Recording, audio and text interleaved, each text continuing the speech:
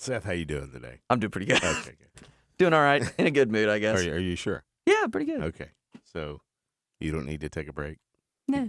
You don't need a Snickers or anything? No, I don't need a Snickers. Okay. I need LED lights. I can't say that to Jeff anymore because that would be thought of me making fun of Jeff. So I'm not doing that anymore, folks. Plus, we're out of Snickers bars in the break room, so you. Oof, that's a sad day. That sad is day. very sad. Nothing like the nougat. Oh yeah. Let's do the show, guys.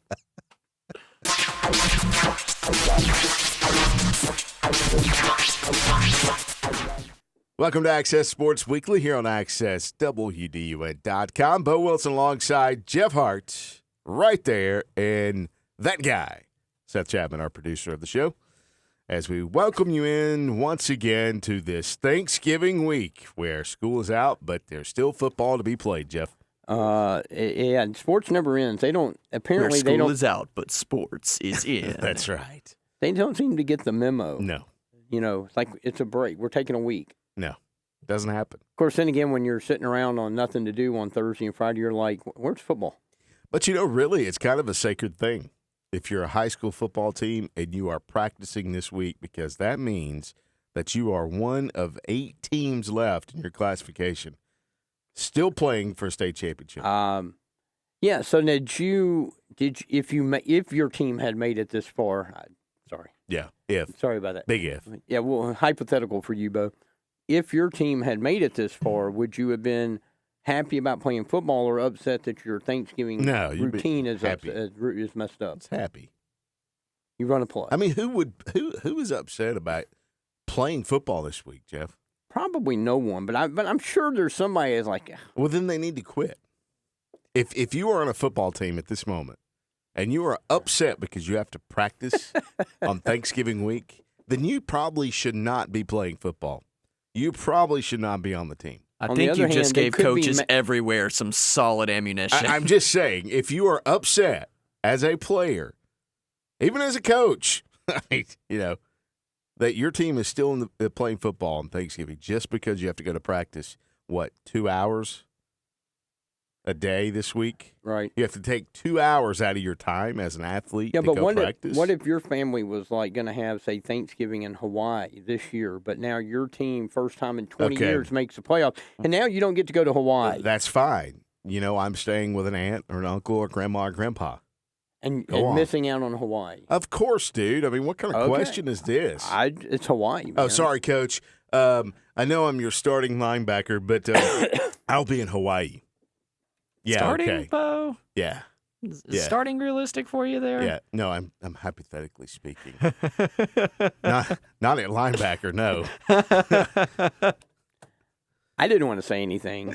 That was part of that foundation, man. Yeah. I got you. I'm sorry, Bo. That was cold. I'm sorry. It's okay. Look, we've stopped making fun of Jeff, so it's got to go somewhere. So I'm man enough to take that. About to say it's either you or me, and I'm taking charge.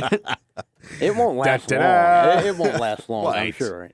It won't last long. What do you mean won't last long? I'm sure by the time we get back to the office, it'll No, I've told you. I'm done. You're done? I mean, I'm done.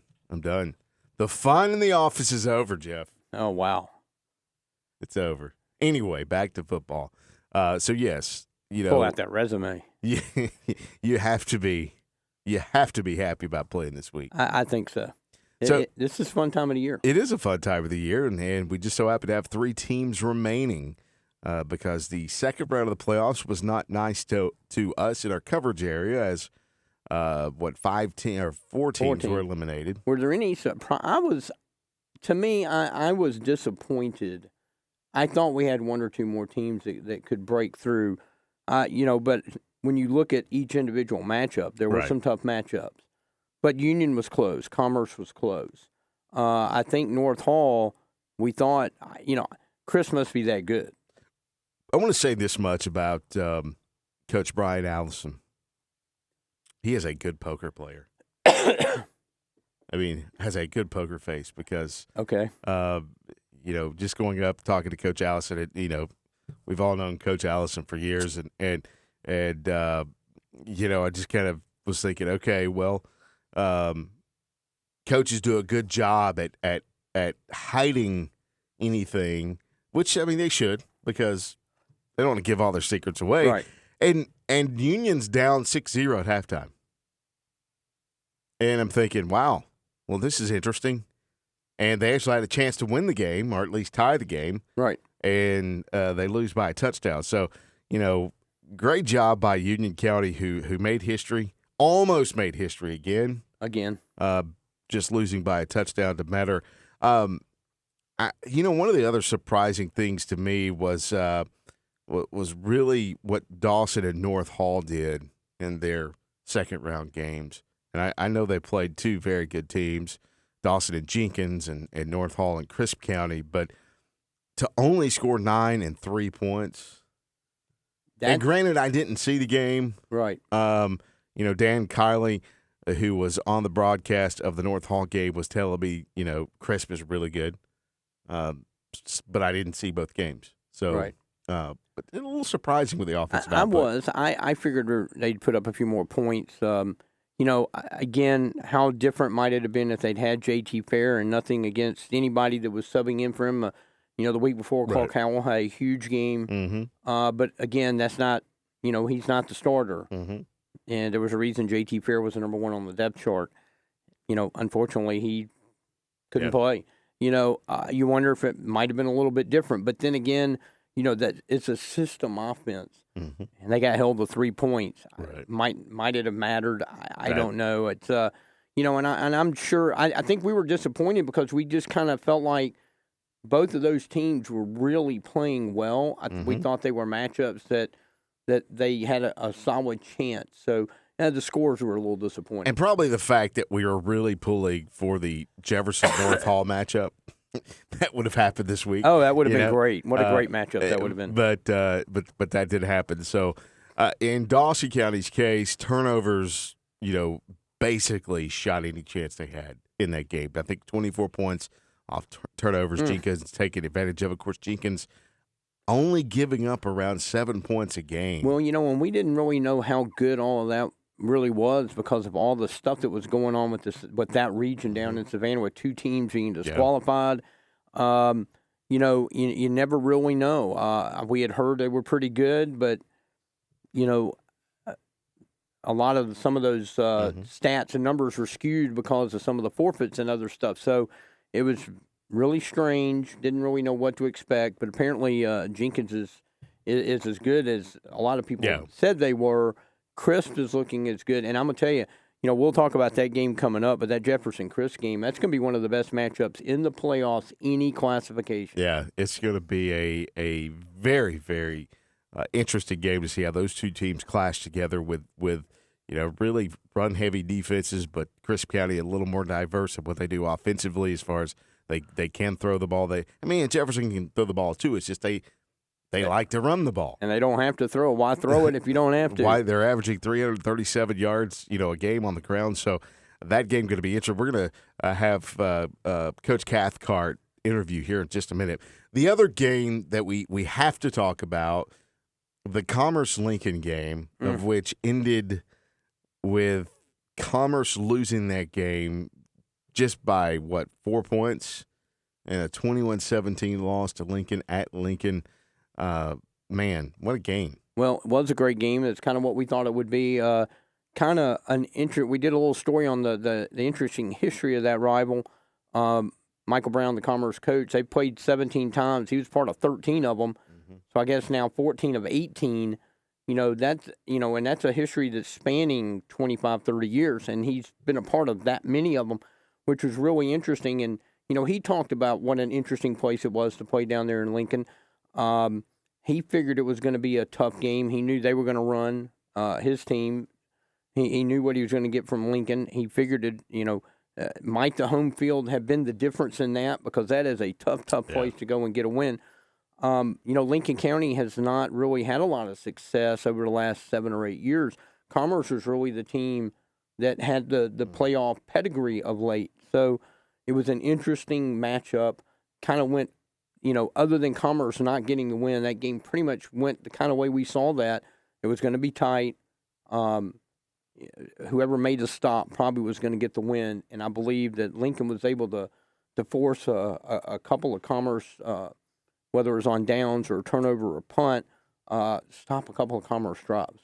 Yeah, so Commerce in that one dropping out of the Class A public playoffs. All right, so let's move on to the top games this week. Buford at Carrollton, that game on AM 550.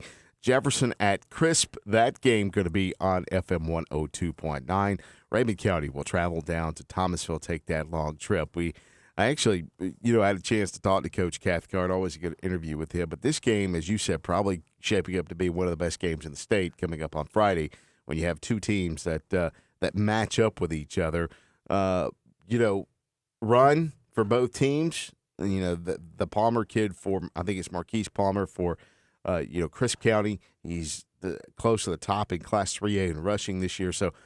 And they have an athletic quarterback. So it's going to be a little different task for Jefferson this week than it was last week because Appling County basically brought in just a heavy run game. Right. Well, these defenses, I think, are 3-4 in Class 3A. They're only giving up a combined 19 points a game. So you got to figure, okay, these defenses know how to stop people. Jefferson's played a tough schedule.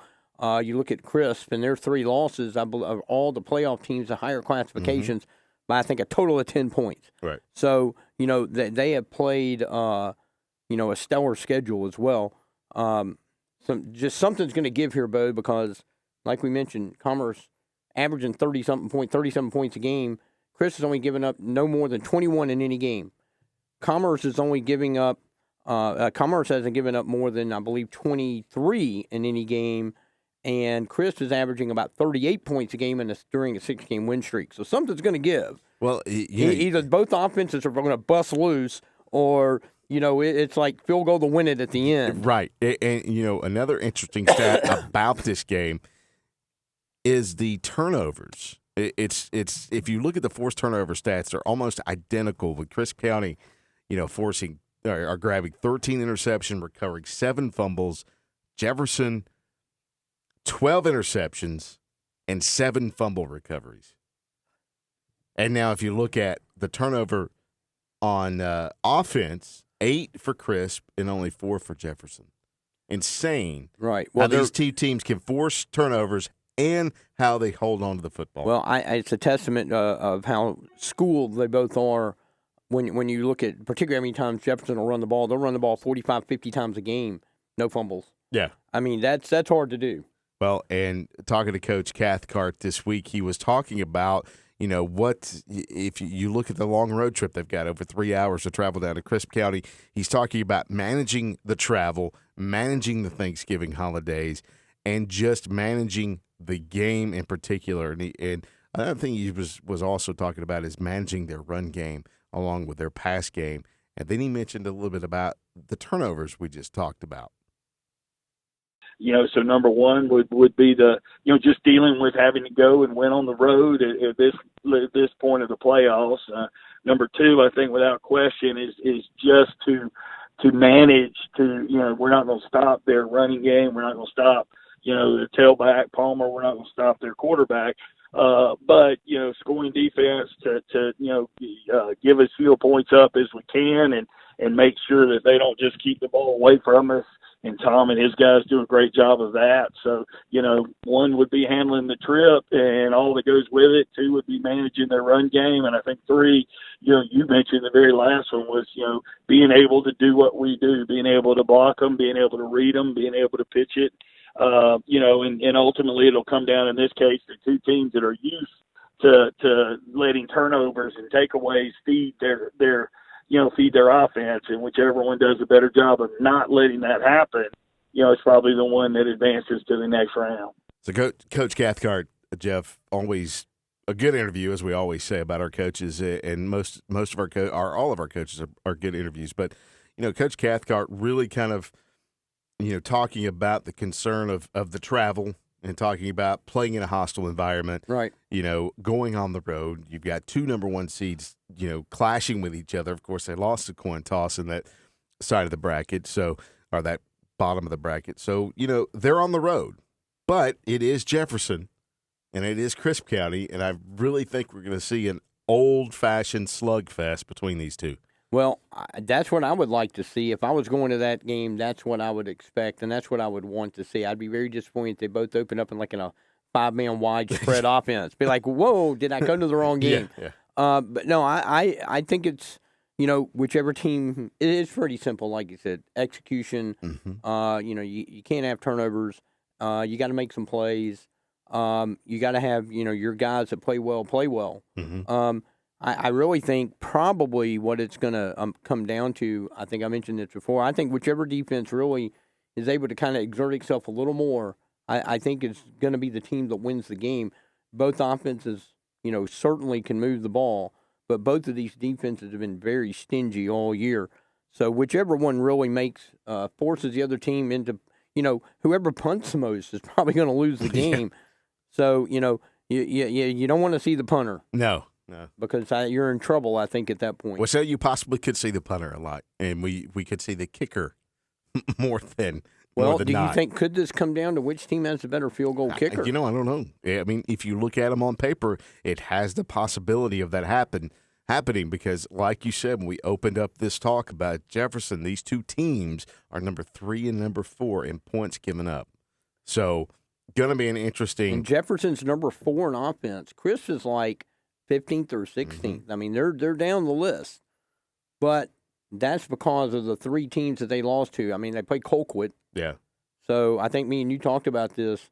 No, that was a different game. Yeah, Sorry about that. Different game. But the teams that they played have been very, very good. Very good. Very good. All right, so Jeff, let's quickly talk about the other 2 games. We got Buford at Carrollton. Buford going to Ware last week, and really, I felt like they made a statement going down to Ware County and really handing it to them.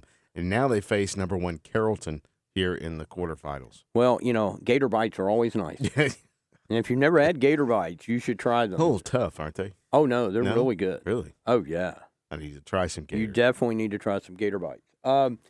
So yeah, if you bag your own gator, it's even better. There you go. And that's what they did. But that happened in Jacksonville this year. What was that? So that happened in Jacksonville this year. Anyway. Yeah, very nice. Yeah. So Gators are 0 for 2 against everybody that we root for. There you go. You talk about a statement. Coach Abwing might not say it's a statement publicly, but you wonder because, that was kind of a trap game. Mm-hmm. One of the reasons and that Abwing is now the coach is because they hadn't been able to get back to where they were. And so here they were. They lost that game. Then they snap a long quarterfinal streak. Right. And certainly that's not what they envisioned when Abwing took over. So that was a big game just to kind of like okay, we're back to where we're kind of used to being. But, Ware is a very, very tough place to win. They have a lot of tradition. We talked about that with Coach App last week. So, an interesting stat that I looked up for this game, Buford is 4-5 against teams that are ranked number 1. Mm. Their last win over a ranked team was Gainesville in 2013 with Deshaun Watson. So they've number 1 ranked team. Number 1 ranked team. They've lost the last 2 games that they played against number 1 ranked teams over the last 3 or 4 years. So this will be very interesting to see, how they respond because, again, they're going to be on the road. Carrollton is really, Carrollton's a solid program, but they haven't gotten past the quarterfinal round, I believe, since like 2013. So they're not used to getting past this stage. So it's going to be really an interesting game. What are we going to get from Buford? Is it going to be more, I think they're going to have to throw the ball a little more in this game, and that might be their Achilles heel in the games that I've seen. It possibly could be, but Buford does do a good job of grinding down their opponents with that run game. So, Carrollton's not giving up a lot. So you're going to have to be, I'm not one to be balanced just to be balanced, but when the team is going to stack the box, if they stack the box and you're not making a lot of headway, you've got to have a passing game to open some things up. And I think if there's a weakness for Buford, that's the weakness. Well, that should be an interesting game. Buford, a number 2 seed, at Carrollton, a number 1 seed. All right, quickly on Rabid County, a long road trip for the Wildcats as they'll go down to Thomasville in hopes of winning that game, obviously, and advancing on to the semifinals. But Rabid County has a tough task this week And do you think they're up for it? I do. I definitely think they're up for it. Talking to J-Bo, did you get all of that about Rabin? Yeah. Oh, you sure? Okay, so yeah, we're got done it with all. that? Oh, I'm just kidding. His camera shut off. It did. It went. Yeah, the thing about that is actually made that noise. It went. I don't think it did, but the thing about my camera is it only can record for 29 minutes at a time. Yeah. A lot of cameras do that. Mm-hmm. A lot of SLR cameras like we use do that. And are you saying that we talk too much? I think it's I'm time. saying that we all three goofed around a little too much, and it cut us off. So I've got to do that whole thing about Rabin again. Probably, yeah. Oh, okay. Let's just be safe and go ahead and do it. Okay, so we'll do that. So Be safe. So Jeff. we were talking about Rabin going to Thomasville. That's right. You covered Rabin last week. You were there. You watched the game. That's correct. You've talked to J-Bo this week, so you know the feeling right now coming out of the Rabin program as they prepare to take a 5, 6, 8, 9, 10 hour trip down to Thomasville. Oh my God. Like, why don't they just fly? Top of the state to the bottom. They should just fly at this point. So, is there an airport down there somewhere? Really, I don't know.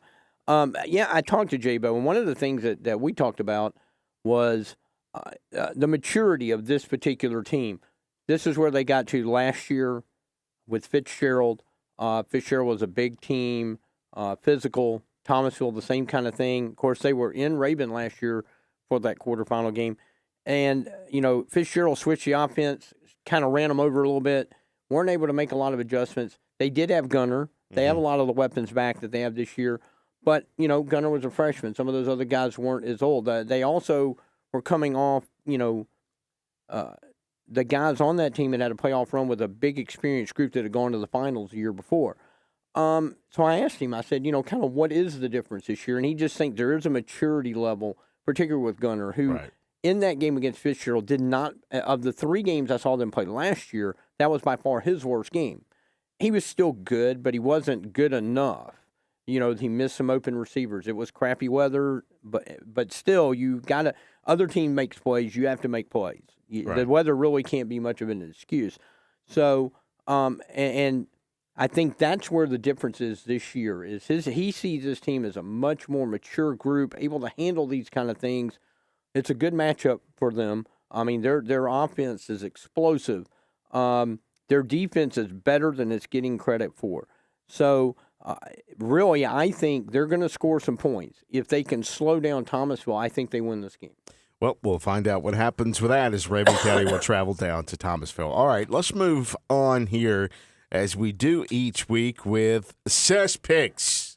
Because Seth, he's the video guy, photographer guy here, and does a great job every week with picks. And Seth, what do you have on tap or on camera or on the television?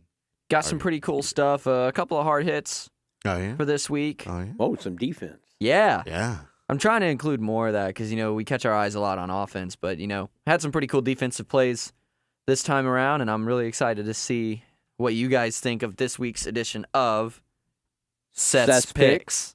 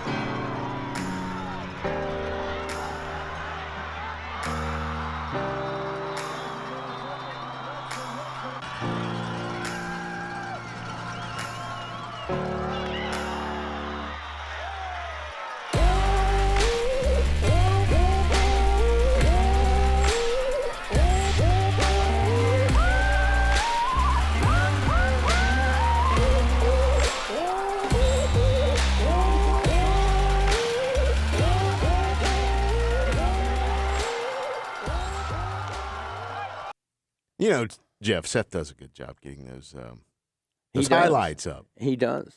And if you've noticed the last couple of weeks, we've done the scoring plays on our Friday night game cap, or that we put on the front of the website. So Right. those are up. You can watch the scoring plays as well, and then the highlights from the games that we are covering. And this week, we will have that Buford at Carrollton game on video. So we'll have some video highlights of that game, photos, and a gamer with that story as well from Jeff Rowe over here. So look for that coming up on the website later on. All right, now the favorite part of the show. Everybody loves it.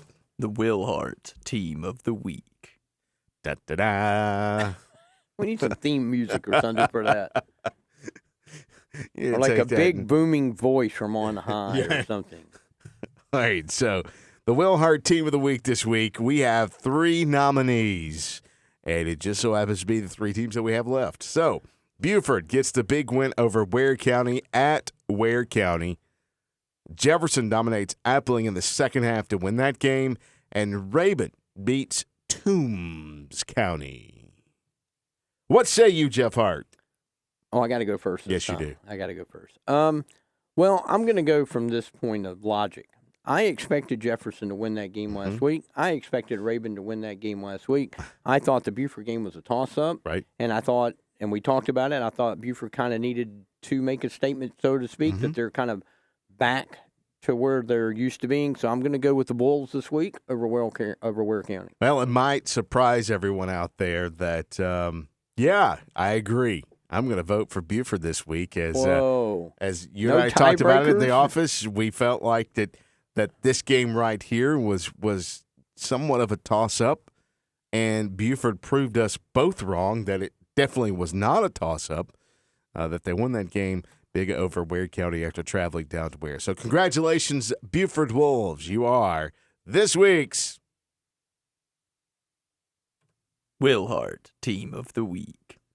I didn't expect you to throw it to Oh, me like that. our voice guy was sleeping. Oh, I Yeah. just Was trying to not figure out. sleeping. Did not expect it. So I'm congratulations. sorry. Once again, we have no trophy or no plaque for this, as this segment is not sponsored. Anyway, we're moving on here. So as we're wrapping things up here today, Jeff. Thank gosh. Thank goodness. This show is now officially over. What do you think? Good. All right, once again, I want to let you guys know Buford at Carrollton on AM 550. Our friend, our colleague, Caleb Hutchins will be on the call of that game. So he's going to go down and do his tailgate show, abbreviated tailgate show. I think he goes on at 7 o'clock this week. That is abbreviated. So he will have abbreviated tailgate show, and he will have the call with Gene and Horace from Carrollton this week. Dan, Kylie, and Chris Shivani will be on the call at Crisp County as they travel back-to-back weeks down to Crisp. They basically they dislike paid me right you now. to They put them on that game, didn't they? Yeah, they did. Oh, yeah. Yeah. Thanks, guys, for stepping up and taking that game. So they'll have the call on FM 102.9. Don't forget to follow us at Friday Game Night on Twitter or at WDUN Sports. It's at HartJJ22. I'm at the Bo Wilson, and Seth is at nowhere because he does not do Twitter. So make sure you take a look at all those on Friday night or right now. But on Friday, we'll have updates on our Twitter pages of the 3 area games. For Jeff, for Seth, I'm Bo. Happy Thanksgiving, everyone.